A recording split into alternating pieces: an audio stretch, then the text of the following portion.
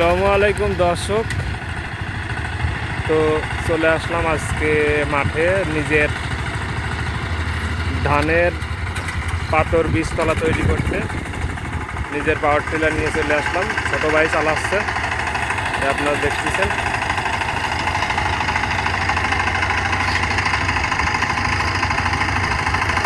আজকে ধানের পাতর জমি বীজতলা তৈরি করতেছি।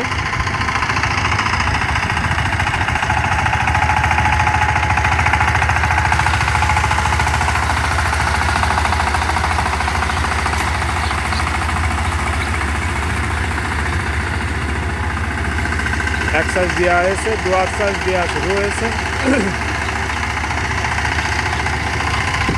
খুব দক্ষতার সাথেই জমি চাষটা দিচ্ছে।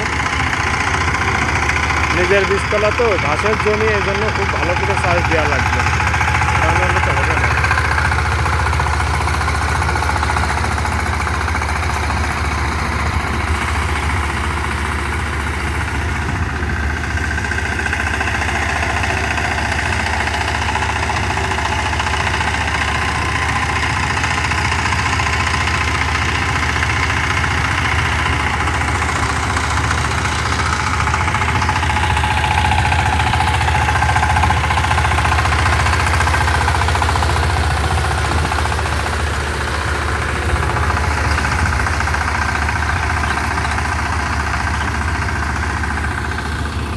এই সাইডে ধানের পাতো দিছি, কিন্তু পাতো ভালো উঠে নাই, দেখতেছেন। ওই জন্য আবার এই সাইডে জায়গা করে এখন এই সাইডে ধানের পাতো দেওয়া হবে।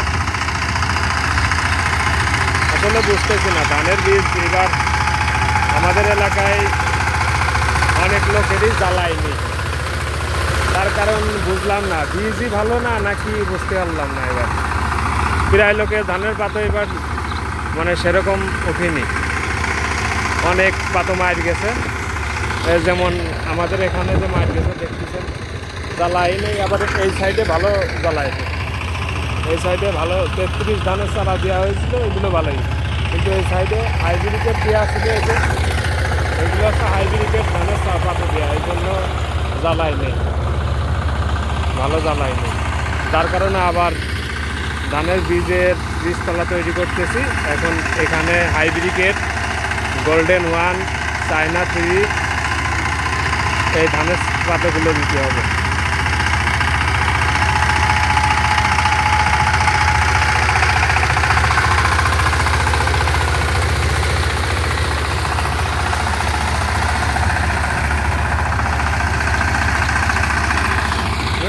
আরেক ভাই লাগেছে, যে ভিডিও করছি, ছোট ভাই লাগেছে।